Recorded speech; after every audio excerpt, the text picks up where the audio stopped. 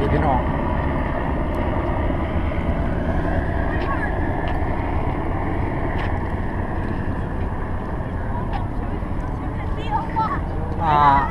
มีโอกาสได้มาย่างอยู่ในแถวเจอซีซิตี้เลยพี่น้อง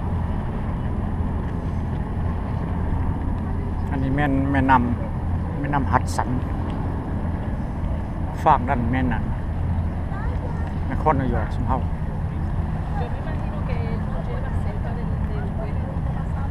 แถวสนนั้นเมืองเด้อพี่น้องแม่นหมดแหละแม่นแฮด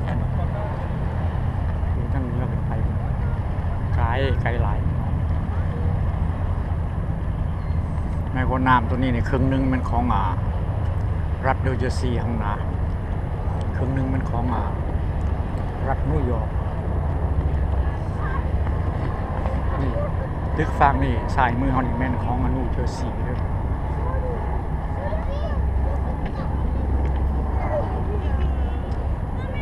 ลุงทวนฮัก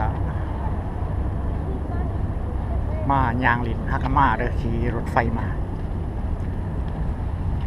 ปัจจุบันนี่แม่นเวลา11 นาฬิกา 20 นาทีของมือวั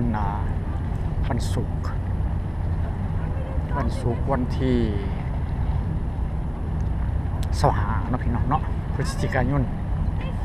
บ้านนี้ไปกินไก่ง่วงเพื่อนหลานสาวคำพูดสั่งกับบุจือวันที่หรอกพี่น้อง จื้อแต่มือวันศุกร์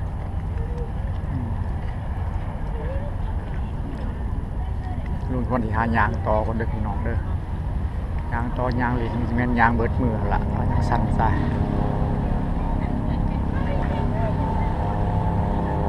โอเคพบกันใหม่เด้อพี่น้องเด้อ